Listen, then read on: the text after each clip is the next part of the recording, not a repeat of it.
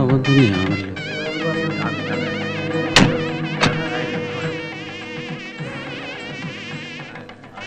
നീ ക്യാമറ ഒന്ന് പിടിച്ചേ, ഞാൻ പോരാം.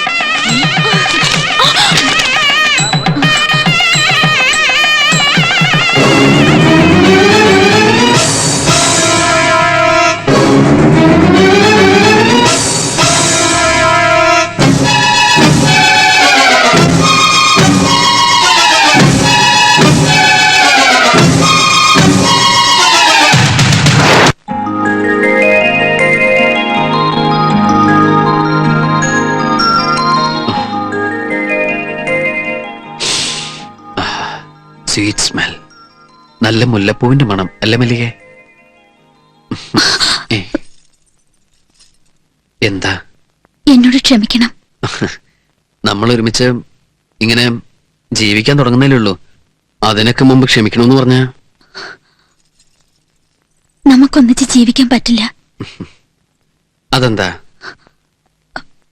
ഞാൻ വേറൊരാളുടെ കാമുകയാണ്. നോക്കി, ഭാര്യയുടെ ജീവിതത്തിലെ കഴിഞ്ഞ കാര്യങ്ങൾ കിള്ളി ചോദിച്ച് ആദ്യ രാത്രി തന്നെ അലമ്പാക്കാൻ ശ്രമിക്കുന്ന ചില വിഡ്ഢി ശിരോമണികളുണ്ട്. പക്ഷെ ഞാൻ ആ ടൈപ്പല്ല. Past is past. കഴിഞ്ഞല്ല നമുക്ക് മറക്കാം. എനിക്കതിന് കഴിയില്ല. എന്നാ നിനക്കത് കല്യാണത്തിന് മുമ്പ് പറയാറുന്നില്ലേ? എനിക്കൊരു കാമുകനുണ്ടെന്നറിഞ്ഞ എന്റെ ചേട്ടന്മാരും അച്ഛനും അദ്ദേഹത്തെ വെറുതെ വിടില്ല. ആരാണ് അയാള്? ഒരു ഓട്ടോറിക്ഷ ഡ്രൈവറാ, പേര് മധു. ശരി ശരി, ഇനിയിപ്പോ അതൊന്നും പറഞ്ഞിട്ട് കാര്യമില്ല. ഇന്നലെ വരെ നീ ഒരുത്തന്റെ കാമുകിയായിരിക്കാം, പക്ഷെ ഇപ്പൊ നീ എന്റെ ഭാര്യ. ഞാൻ ജീവിക്കുകയാണെങ്കിൽ അദ്ദേഹത്തിന്റെ കൂടെ ജീവിക്കും. എങ്കിൽ പിന്നെ നീ എന്തിനെ കല്യാണത്തിന് സമ്മതിച്ചേ? കല്യാണം കഴിഞ്ഞ് ചേട്ടന്റെ അടുത്ത് വിവരം പറഞ്ഞ ചേട്ടൻ ഞങ്ങളെ ഒരുമിച്ച് ജീവിക്കാൻ അനുവദിക്കുമെന്ന് കരുതി. നീ എന്തൊക്കെയാ പറയണേ? കല്യാണം കഴിച്ച പെണ്ണിനെ ആദ്യ രാത്രി തന്നെ കാമുവിന്റെ കൂടെ പറഞ്ഞയച്ചു എന്നറിഞ്ഞാ നിന്റെ അച്ഛനും ആങ്ങളമാരും എന്നെ വെറുതെ വിടുവോ? എന്തായാലും എനിക്ക് നിങ്ങളുടെ കൂടെ താമസിക്കാൻ കഴിയില്ല. ഞാൻ ഗർഭിണിയാണ്. ദയവേത് എന്നെ പറഞ്ഞു വിടണം. എന്നെ കൊണ്ടുപോകാനായിട്ട് മധുവേട്ടൻ പുറത്ത് ഓട്ടോറിക്ഷയായിട്ട് വെയിറ്റ് ചെയ്യ. ഞങ്ങൾ ഒന്നായി ജീവിക്കാൻ അനുവദിക്കണം. ഞാൻ കാല് പിടിക്കാം.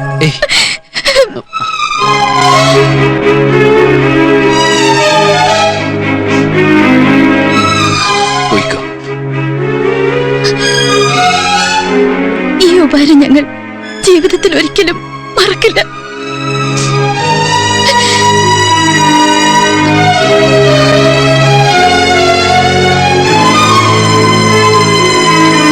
എന്നിട്ട് ആ പെൺകുട്ടിയുടെ വീട്ടുകാരെന്ത് പറഞ്ഞു? എന്റെ അമ്മാവന്റെ മോളായിരുന്നു ആ കുട്ടി. ചെറുപ്പത്തിൽ എനിക്ക് അച്ഛനമ്മമാര് നഷ്ടപ്പെട്ടതാ ഒരു അപകടത്തില്. പിന്നെ അമ്മാവൻ എന്നെ വളർത്തിയതും പഠിപ്പിച്ചതുമെല്ലാം. പക്ഷെ അവര് ഈ വിവരം അറിഞ്ഞപ്പോ ആകെ പ്രശ്നമായി.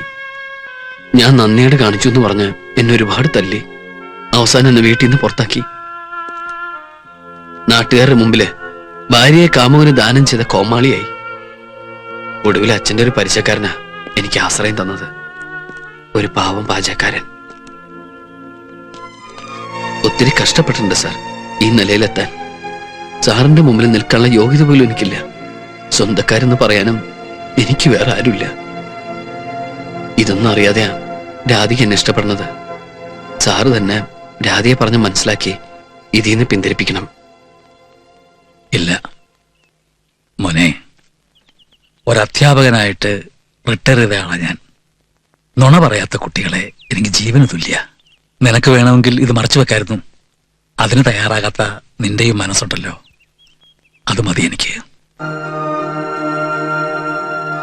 ഒരു പുരുഷവിദ്വേഷിയെ പോലെ വളർന്ന എന്റെ മകൾക്ക് ഒരു ചെറുപ്പക്കാരനോട് ഇഷ്ടം തോന്നി എന്ന് പറയുന്നത് ഞങ്ങളുടെയും കൂടെ ഭാഗ്യ. അത് നിന്നെ പോലെ ഒരാളാവുമ്പോ ആ ഭാഗ്യം ഇരട്ടിയായി. എന്നാലും ഒരെന്നാലും ഇല്ല. കഴിഞ്ഞതൊക്കെ കഴിഞ്ഞു. നീ ഇത് തെറ്റുകാരനുമല്ല. പിന്നെ കല്യാണമൊക്കെ കഴിഞ്ഞ് ജീവിതത്തിന്റെ ഗൗരവം അവൾ മനസ്സിലാക്കുമ്പോ ഒരു തമാശ കഥ പോലെ നമുക്ക് തന്നെ ഇത് അവളോട് പറയാടോ. ഈ വിവരങ്ങളൊക്കെ ആ പെണ്ണിന്റെ അച്ഛനെ അറിയിച്ചിട്ടും അയാളത് ആ പെണ്ണിനോട് പറയാതിരുന്നു തെറ്റല്ലേ? പണ്ട് കഴിഞ്ഞ സംഗതിയല്ലേ, അത്ര പ്രശ്നമാക്കണ്ടെന്ന് അങ്ങനെ കരുതി കാണും. അങ്ങനെയൊന്നല്ല. നല്ല തങ്കം പോലത്തെ ചെക്കനെ 10 പൈസ സ്ത്രീധനം കൊടുക്കാതെ കിട്ടിയപ്പോ അങ്ങനെയത് മറന്നുപോയി കാണൂ. അത് തന്നെ. ആ ഇനിയിപ്പോ ഇതിലൊരു തീരുമാനം എടുക്കേണ്ടത് ആ പെണ്ണാണ്. ഹിന്ദു മാരേജ് ആക്ട് പ്രകാരം കല്യാണം കഴിഞ്ഞ് 1 വർഷത്തിന് ശേഷമേ ഡൈവേഴ്സിന് ഹർജി കൊടുക്കാവൂ. പക്ഷേ ഈ കേസിലത് ബാധകമല്ല. നേരത്തെ ഒരു കല്യാണം കഴിക്കുകയും ആ വിവരം മറച്ചുവെച്ച് വേറെ പെൺകുട്ടിയെ താലി കെട്ടുകയും ചെയ്താൽ അത് ഗുരുതരമായ കുറ്റമാണ്. മാത്രമല്ല, ആദ്യ ഭാര്യ ജീവിച്ചിരിക്കുകയും ആ ബന്ധം നിയമപരമായി വേർപെടുത്താതിരിക്കുകയുമാണെങ്കിൽ രണ്ടാമത്തെ വിവാഹത്തിന് നിയമസാധുതയില്ല. പക്ഷെ ഇതൊക്കെ വേണോ കുട്ടി? ഒന്നുകൂടെ ആലോചിച്ചിട്ട് പോരെ? No it's cheating. ഒരു സെക്കൻഡ് വൈഫ് ആയിരിക്കാൻ ദയവ് ചെയ്ത് സാറിനെ നിർബന്ധിക്കരുത്. സത്യത്തിൽ ഞാൻ ഈ കേസ് പ്രൊസീഡ് ചെയ്യാൻ തയ്യാറെടുപ്പിലായിരുന്നു. അപ്പോഴാണ് രാധിക സാറിന്റെ മകളാണെന്ന് മനസ്സിലായത്. സാറിന്റെ ശിഷ്യന്മാരാണെന്ന് പറയാൻ ഞങ്ങൾക്കെല്ലാം എന്ത് അന്തസ്സാണെന്നോ. എന്നിട്ടും അവസാനം വരെ രാധിക സാറിന്റെ പേര് മറച്ചു വെച്ചു. അതെന്താണ് സർ? രാമേന്ദ്രൻ അറിയാലോ, സ്വന്തം മക്കളോടെന്ന പോലെയല്ലേ ശിഷ്യന്മാരോടും ഞാൻ പെരുമാറിയിട്ടുള്ളൂ. എന്നിട്ടും എന്റെ മോളുടെ കാര്യത്തിൽ എനിക്കൊരു തെറ്റുപറ്റി. പക്ഷെ ആ ചെറുപ്പക്കാരൻ ഞാൻ ഒരിക്കലും കുറ്റം പറയില്ല. സാറ് പറഞ്ഞു വരുന്നത്? ഒരു കല്യാണം നടക്കാൻ വേണ്ടി 1000 നുണകൾ പറയുന്ന ഈ കാലത്ത് എല്ലാം തുറന്നു പറഞ്ഞ് ഈ കല്യാണത്തിൽ നിന്ന് ഒഴിവാക്കാനാണ് ഗോപാലകൃഷ്ണൻ ശ്രമിച്ചത്. എന്നാലും സാറ് രാധികയോട് ഇക്കാര്യം പറയണമായിരുന്നു. പൊതുവെ ആൺകുട്ടികളോട് പുച്ഛമായിരുന്ന രാധികയുടെ മനസ്സിൽ അവൾ സ്വയം പ്രതിഷ്ഠിച്ചതാണ് ഗോപാലകൃഷ്ണനെ. ഒരിക്കലും തനിക്ക് വിവാഹം വേണ്ട എന്ന് പറഞ്ഞു നടന്ന അവൾക്ക് ഒരു ചെറുപ്പക്കാരനോട് ആഗ്രഹം തോന്നിയപ്പോ ഞാൻ സ്വാർത്ഥനായി. കഴിഞ്ഞതൊക്കെ അറിഞ്ഞാൽ അവൾ വിവാഹത്തിന് സമ്മതിച്ചില്ലെങ്കിലോ എന്ന് കരുതിയാടോ ഞാനെല്ലാം മറച്ചു വച്ചത്. തെറ്റായി എന്ന് ഇപ്പൊ മനസ്സിലായി. എനിക്ക് ഒരപേക്ഷയുണ്ട്. എന്താ സർ? ഈ കേസുമായി അവൾ വേറൊരു വക്കീലിനെ തേടി പോകരുത്. പോയാൽ ആ ചെറുപ്പക്കാരൻ ജയിലിലാവും. ഞാൻ പറയുന്നത് തനിക്ക് മനസ്സിലാകുന്നുണ്ടെന്ന് കരുതുന്നു. അച്ഛന് വേറൊരു ഭാര്യ ഉണ്ടെന്നറിഞ്ഞാ അമ്മ വെറുതെ ഇരിക്കോ? അങ്ങനെ പറഞ്ഞു കൊടുക്കുമോളെ. അമ്മ ആള് കൊള്ളാലോ. അവളെ അങ്ങോട്ട് പറഞ്ഞേക്കുന്നതിന് പകരം സപ്പോർട്ട് ചെയ്യാ. അവള് ചെയ്താൽ എന്താടി തെറ്റ്? ഞാനാണ് അവന് മോന്തക്കിട്ട് രണ്ടു കൊടുത്തേനെ. അമ്മേ, അന്നേ ഞാൻ എന്റെ എല്ലാ കാര്യങ്ങളും സാറിനോട് തുറന്നു പറഞ്ഞതല്ലേ. എന്നിട്ടും മറ്റുള്ളവരുടെ മുമ്പിൽ നാണം കെടേണ്ടി വന്നു. അവർക്ക് പറഞ്ഞിരിക്കാൻ വീണ്ടും ഓരോ കാരണങ്ങളായി. കോലഷ, ഞാൻ വേറൊന്നും ഞാൻ സാറിനെ കുറ്റപ്പെടുത്തിയതല്ല, എന്റെ വിഷമം കൊണ്ട് പറഞ്ഞു പോയതാ. അറ്റ്ലീസ്റ്റ് കാര്യങ്ങളൊന്ന് കേൾക്കാനുള്ള സന്മനസ്സെല്ലാം കാണിക്കാൻ പറ രാധികയോട്.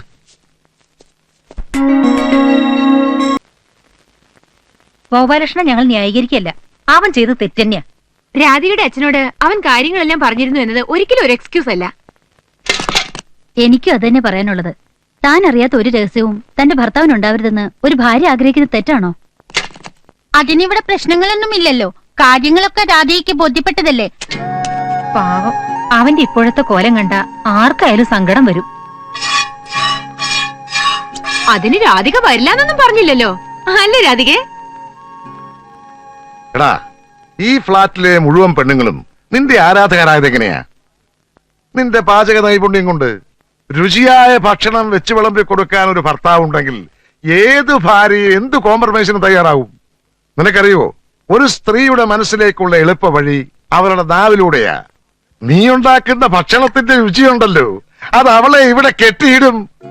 ശരിയാ, ഞാനന്ന് ലിഫ്റ്റിൽ വെച്ചുണ്ടാക്കിയ ബിരിയാണി കഴിച്ചോണ്ടായിരിക്കും അവൾക്ക് എന്നോട് ഇഷ്ടം തോന്നിയത്. ആഹാ, എങ്കിൽ പിന്നെ വേറൊന്നും ആലോചിക്കണ്ട, നീ വെപ്പ് തുടങ്ങിക്കോ.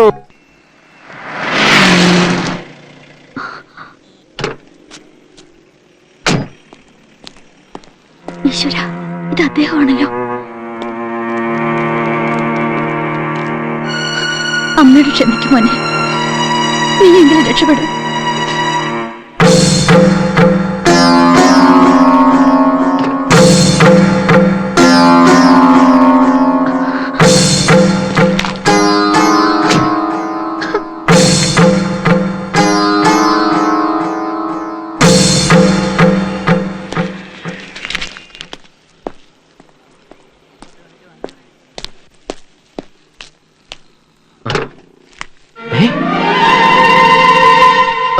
ഇതെവിടെ നോന്നു?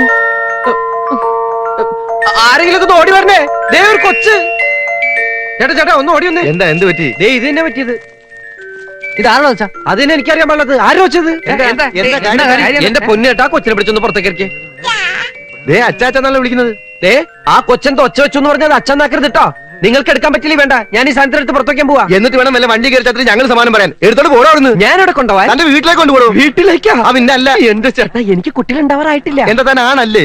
അയ്യോ അതല്ല, എന്റെ കല്യാണം കഴിഞ്ഞിട്ട് കുറച്ചാളേ ഉള്ളൂ. ഭാര്യ ആണെങ്കിൽ പണി വീട്ടിൽ പോയിരിക്കാം. അതിന്റെ ഇടയിൽ അവിടെ നിന്ന് എങ്ങനെ ഒരു കുരുത്തക്കെട്ട കൊച്ച്? ചേട്ടാ, ഇതെന്റെ കൊച്ചല്ല. തന്റെ കൊച്ചല്ല അല്ലേ? എന്നാലും അനാഥാലയത്തിനും കൊണ്ടാക്കണോ? പിന്നെ ഈ കൊച്ചിനെ ഈ പരിസരത്തെങ്ങാനും ഇട്ടാലുണ്ടല്ലോ, തന്റെ കൈയും കാലും ഓടിച്ച് ചവിട്ടിക്കൂട്ടി ചിരട്ടയിലാക്കി പുഴയിലൊഴുക്കും. അനാഥാലയം പോട്ടാറടക്കാൻ നീങ്ങി കൊച്ചെ.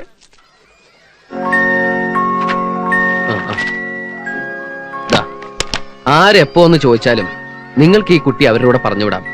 എനിക്ക് യാതൊരു പരാതിയില്ല. പിന്നെ അത് ഒരു അത്യാവശ്യത്തിന് ദാ ഈ പണം മുഴുവൻ വെച്ചോളൂ. അതുപോലെ എന്താ ആവശ്യം വന്നാലും എന്നെ വിളിക്കാൻ മടിക്കണ്ട, എന്റെ ഫോൺ നമ്പർ. അയ്യോ, ഇനി നമ്മൾ തമ്മിലൊരു ബന്ധമില്ല കേട്ടോ. എന്ന് ഞാൻ പറട്ടെ.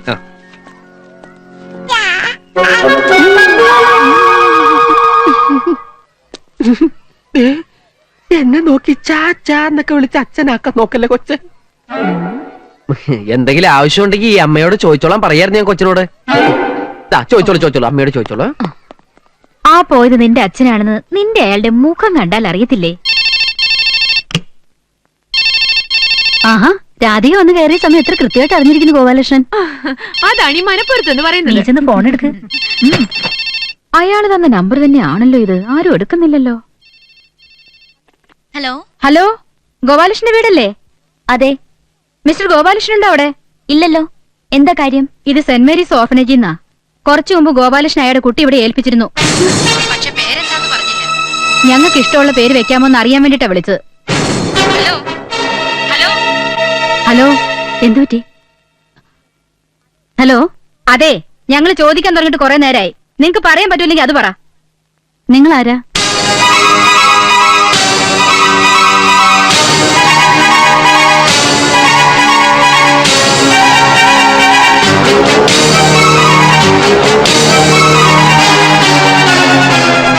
എങ്ങനെയുണ്ടായാലും സംരക്ഷിക്കാൻ കുറെ അനാഥാലയങ്ങളുണ്ടല്ലോ. മനസ്സിലായല്ലോ, ഗോപാലകൃഷ്ണൻ ഒരു കുട്ടിയുണ്ടെന്ന്. Bloody cheat. രാധിക, എന്താ എല്ലാരും കൂടെ? വാ.